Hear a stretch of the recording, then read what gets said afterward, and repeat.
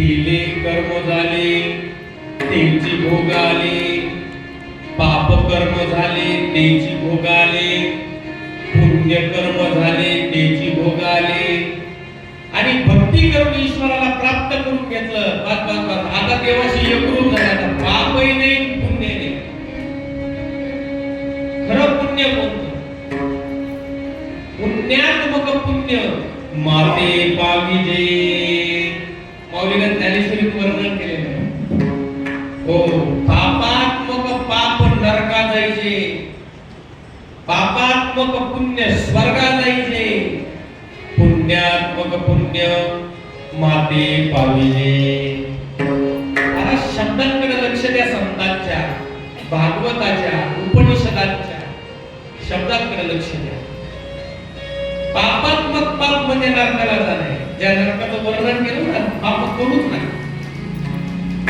3 गोष्टीनं पाप घडत असतं लक्षात घ्या. कायेनं, वाचेनं आणि मनाने. मनानं जास्त पाप घडतं माणसाचं लक्षात घ्या. डोळ्याद्वारे पाहिलं की पाप मनात निर्माण होतो. कानाने ऐकलं की मनात पाप निर्माण होतो. श्वास गंध घेतला मनात पाप निर्माण होतो. स्पर्श केला मनात पाप निर्माण होतो. 5ही विषय रसना पाप निर्माण करतात. रसना सुद्धा पापाला कारणीभूत होते. अखाद्य खाद्य खाणं, पशु खाणं जिभेद्वारे पाप निर्माण करतात. मद्यपान करणं, रस इंद्रियाद्वारे पाप निर्माण करणे. डोळ्याने घाण पाहणं पाप निर्माण करणे. हात पाय ईश्वराच्या कामाला लावा. विषय भोगू नका असं नाही, पण विषयाचं उदात्तीकरण थोडक्यात वर्णन करतो. तुमच्या लक्षात घ्या. डोळ्याने रूप आवडतं की नाही? आवडतं ना. डोळ्याने रूप पाहण्याची इच्छा आहे की रूप पहा ना डोळ्याने, नाही पण म्हणतो रूप असं पहा जे संतांनी वर्णन केलं. ते म्हणतात मी तुझं रूप पाहिले की मला आनंद होतो. काय असं पहा. रूप पाहता तोचनी सुख झाले तो साजनी. तो हा विठ्ठल बरवा, तो हा माधव बरवा. रूप पहा, सुंदर ते ध्यान उभे विटेवरी करकटावरी घेऊनिया. हो, सुंदर अशा प्रकारचे ते रूप आहे आणि त्या रूपाचं वर्णन या ठिकाणी केलेलं आहे. सुंदर ध्यान. कानाने ऐका ना, हरी कथा कानाने ऐकावी. गोड गोड तुझे नाम, गोड तुझे रूप. हो, आवडतं ना. कानाने ऐका. हाताने स्पर्श करावा वाटतो ना. देवाची मूर्तीची पूजा करा. स्नान घाला. हो, मूर्ती पूजा करा. हाताने स्पर्श विषय ना, शब्द विषय संतांची स्तुती करा, देवाची स्तुती करा. शब्द, स्पर्श, रूप, रस, गंध. गंध आहे हो, छान सुगंधित फुटी देवाला अर्पण करा. तुम्हीही घ्या. श्री कृष्ण.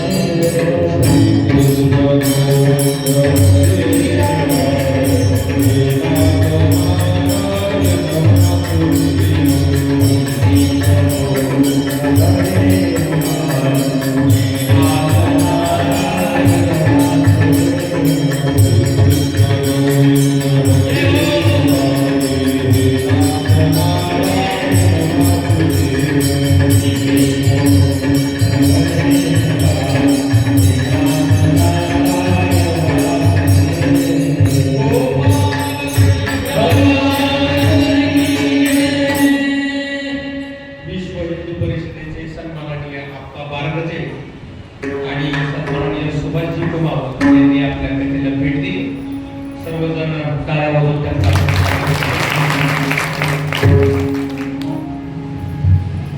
पापाचा विषय आपला चालू. पाप करूच नाही, पापाला निश्चित फळ आहे. नरकाचं सगळं वर्णन झाल्यानंतर राजा परीक्षिती शुकदेवांना म्हणाला, महाराज फार घोर पापाचं वर्णन आपण आता केले, मला असा मार्ग सांगा की या पापाच्या मार्गावर मी गेलोच नाही पाहिजे, नरकात जाऊच लागले, म्हणजे जावं लागूच नाही, असा मार्ग आहे का? असा कृपा करून मला मार्ग सांगा, असा प्रश्न परीक्षित राजाने कोणाला विचारला? शुकदेवाला विचारला. नरकात जाण्याची भीती वाटली पाहिजे का? नरकात जाण्याची भीती वाटली पाहिजे. आज सगळे लोक कसे झालेले, यावत जीवन सुखम जीवेत ऋणं कृत्वा घृतं पिबेत भस्मीभूतस्य देहस्य पुनरागमनं कुतः. खा प्या मजा करा, मेहनत जागेवर राहणारे असे लोक झाले जातात. पापाला घाबरत नाहीत लोक. आता परीक्षित राजा म्हणला, शुकाचार्य मुनी माझ्या हातून पाप घडू नये आणि मी नरकाला जाऊ नये, कृपा करून मला असा मार्ग सांगा. नरकाची भीती वाटली पाहिजे. प्रत्येक पापाचं प्रायश्चित्त सांगितलेलं आहे. प्रायश्चित्त घेतल्यानंतर पुन्हा पाप निर्माण होऊ नये याची काळजी घेतली पाहिजे. लक्षात, पाप करूच नाही, चुकून झालंच, प्रायश्चित्त करायचं, पुन्हा पापाच्या वाटे जायचं. पूर्वीचे लोक पापाला खूप घाबरत होते, आता लोक घाबरना पापाला. कायदा तोडला शिक्षा होणार, कायद्यात राहा, कायद्यात राहाल तर फायद्यात राहा. कायदा मोडाल तर शिक्षा होईल. राजाने विचारले, ईश्वराचं भजन केलं की पाप भस्म होत असत. घेताना विठोबाचे घेताना विठोबाचे पर्वत जळते पापाचे पर्वत जळते पापाचे पर्वत जळते पापाचे.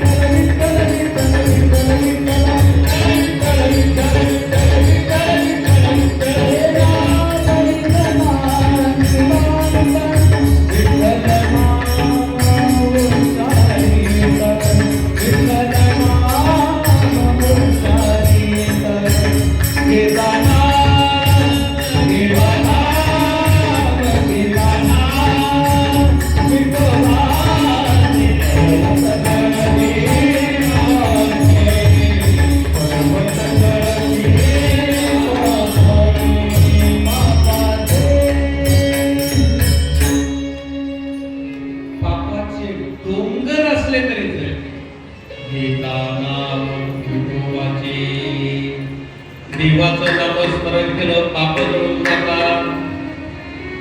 वाळलेला गवताचा किती मोठा गंज असला तरी त्याला जाळण्याकरता एक काडी तृणाग्नी मिळे समरस झाले तैसे नामे केले जपता हरी तैसे नामे केले जपता हरी तैसे नामे केले जपता हरी तृणाग्नी मिळे समरस झाले नामे केले जपता हरी तैसे नामे केले जपता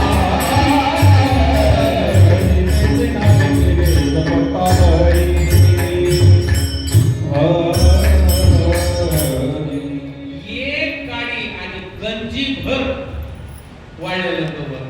तसं एक नाम आणि पर्वता एवढं पाप जळून भस्मसात होईल. परीक्षित राजाने विचारलं शुकाचार्य महाराज, पाप करण्याची इच्छाच होऊ नये याच्यासाठी काही उपाय आहे का? ते परीक्षित राजाचा प्रश्न नाही हा, तुमचा मला सुद्धा प्रश्न असतो. काय तुम्ही आणि सुद्धा हा प्रश्न विचारला पाहिजे. शुकाचार्य म्हणे महाराज, या कलियुगामध्ये खरंच आपण उपाय सांगा, आमच्या हातून पाप होऊ नये असा प्रश्न राजाने विचारला. शुकाचार्य प्रसन्न झाले, म्हणजे वा परीक्षिते फार चांगला प्रश्न विचारला. शुकाचार्य सावध करतात, राजा सावध हो. शुकाचार्य परीक्षितेला सांगतात तसं मी तुम्हाला सांगतो, सावध व्हा, सावध व्हा. सावध होऊन ऐका. पाप होऊ नये असं जर तुम्हाला वाटत असेल ना, तर तुम्ही त्या मनावर काम केलं पाहिजे, मनावर अंकुश ठेवला पाहिजे. मन म्हणेल तसं नाही वागायचं. मैत्रेयी उपनिषदामध्ये, ब्रह्मबिंदू उपनिषदामध्ये आणि पंचदशी नामक ग्रंथामध्ये एकच श्लोक आहे वर्णन केलं. हरी मनत एवं मनुष्यानां कारणं बंध मोक्षयोः बंधाय विषयासक्तं मोक्षे निर्विषयं स्मृतं. काय म्हणतात उपनिषदाकडे जात नाही, दुर्दैव आहे. काय अथांग ज्ञान सांगितलेले उपनिषदात. अहो नाही सगळे उपनिषद किमान 10 उपनिषद तरी अभ्यासले पाहिजे. ईश, केन, कठ, प्रश्न, मुंडक, मांडुक्य, ऐतरेय, तैतरेय, बृहदारण्यक आणि छांदोग्य उपनिषद. आणि उपनिषद ऐकतो, उपनिषद शब्द तिकडे जातो. हा उपनिषदामध्ये ज्ञानाचा भंडार भरलेला आहे. मनाला मनच तुमच्या मोक्षाला कारणीभूत आहे किंवा बंधाला कारणीभूत. मन करारे प्रसन्न सर्व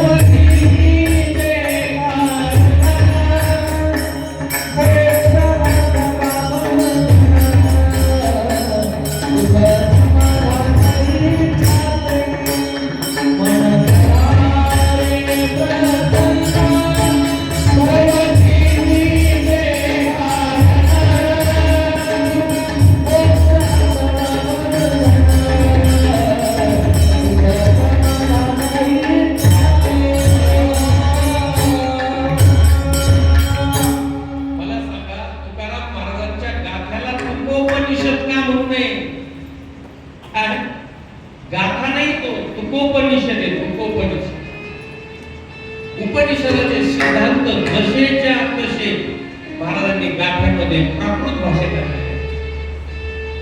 प्राकृत भाषेमध्ये. तुम्हाला संस्कृत येत नाही, काळजी करू नका. आमच्या संतांनी मराठीत वाङ्मय तुमच्या हातात दिले.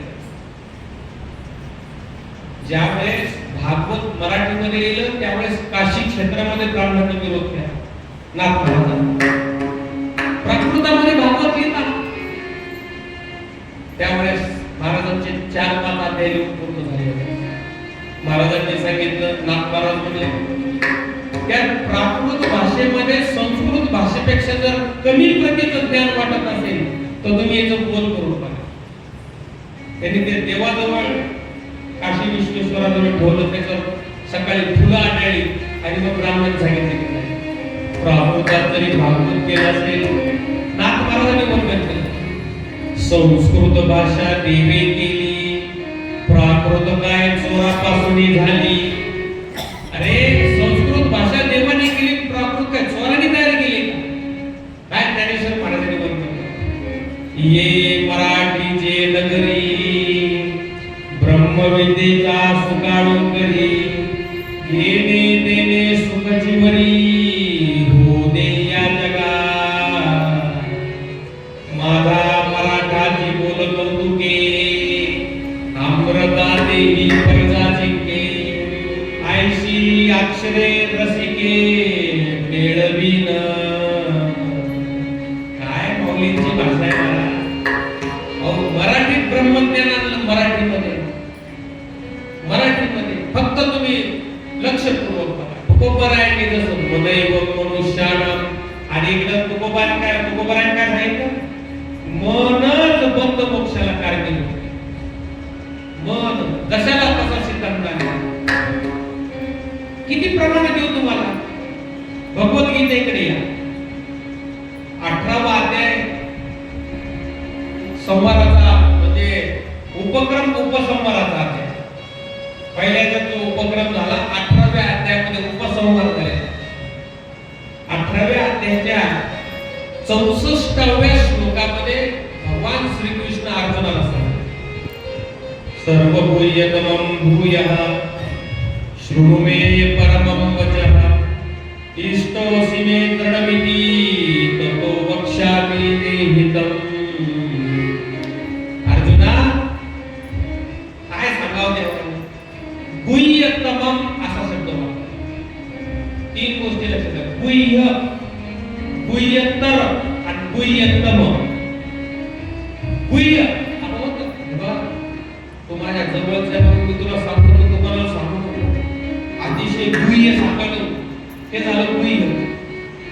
गुह्यतर म्हणजे हे बघ, हे अतिशय गोपनीयतल्या गोपनीयची बाब आहे, ही कोणाला सांगण्यासारखी तर नाही, फक्त तुला सांगतो. म्हणजे एक आहे गुह्य आणि दुसरे गुह्यतर म्हणजे गुह्यात गुह्य. काय गुह्यात गुह्य. आणि तिसरे गुह्यतमम.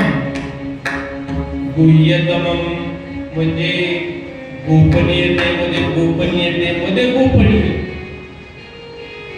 काय अत्यंत गोपनीय, अत्यंत गुह्य. अर्जुना हे कोणाला सांगितलं नाही, हे मी माझ्या आईला देवकीला सांगितलं नाही, माझे वडील वसुदेवाला सांगितलं नाही, यशोदेला सांगितलं नाही, नंदबाबाला सांगितलं नाही, हे मी कोणाला माझा सख्खा मोठा भाऊ बळीभद्राला सांगितलं नाही. काय सांगावं अर्जुना, ते गुह्य मी तुला सांगतो. किती सांगावं अजून मला सांग. गुह्यतम, अत्यंत गुह्य तुम्हाला सांगायचं. अर्जुना लक्षपूर्वक शृणु मे परमं वचः, अत्यंत लक्षपूर्वक आहे, तू माझा प्रिय आहेस म्हणून मी तुला सांगायला लागलो, तुला सांगतोय. आणि काय सांगावं, मन्मना भव मद्भक्तो मध्याजी मां नमस्कुरु. काय सांगावं, हा पूर्वार्ध श्लोक 2 वेळेस सांगतात, 2 वेळेस. द्विरुक्ती दोष नाही, आपण काय सांगतो महत्वाची गोष्ट 2दा सांगत असतो, तसं द्विरुक्ती नाही, 2दा सांगितलं पण महत्वाचं आहे. 9व्या अध्यायातल्या 34व्या श्लोकामध्ये आणि 18व्या अध्यायातल्या 64व्या श्लोकामध्ये मन्मना भव मद्भक्तो मध्याजी मां नमस्कुरु. काय सांगावं हेच सांगितलं. अर्जुना तू मन माझ्यात ठेव, मला नमस्कार कर, मला वंदन कर. ज्ञानेश्वर महाराजांनी सुंदर वर्णन केलं. अर्जुनाने सांगितलं, तू मन हे नीची करी, माझिया भजनी प्रेम धरी, सर्वत्र नमस्कारी मद एका ते. सगळ्यांना म्हणतो मला मी परमात्माच दिसावा, जिथं पाहावं तिथं काय दिसावं, श्रीकृष्ण दिसावा. काय वर्णन करा. हो ते कोणाला सांगता येत नाही. कुरुक्षेत्रावर दिवसभर युद्ध चालायचं, संध्याकाळी युद्ध पुढे सारखं पुढे सगळे आलेल्या इकडे बसवा सारखा पुढे सारखा बाहेर सारखा नंतर जागा पुढे दिवसभर युद्ध चालायचं आणि दिवसभर युद्ध झाल्यानंतर रात्री सगळे विश्राम करायचे. भगवान श्रीकृष्ण रात्री 12-12:30 वाजता उठले, अर्जुनाच्या रावटीमध्ये आले. अर्जुन गाढ निद्रेमध्ये होता. म्हणून अर्जुना उठ. देवाला पाहिलं, डोळे चोळतात, देवा तू नमस्कार कर. भगवान श्रीकृष्ण म्हणे अर्जुना तुला झोप लागली? म्हणजे हो देवा. अरे तुला झोप कशी लागली आज? ते म्हणजे रोजच्या सारखं देवा, दिवसभर युद्ध करून थकलो, झोप लागली. अरे आज कुरुक्षेत्रात काय झालं तुला माहित नाही का? देवा मला माहितीये. काय झालं सांग बरं. म्हणजे पितामह भीष्मानी प्रतिज्ञा घेतली, उद्या सूर्यास्तापर्यंत अर्जुनाचा वध करी, नाही तर अग्नी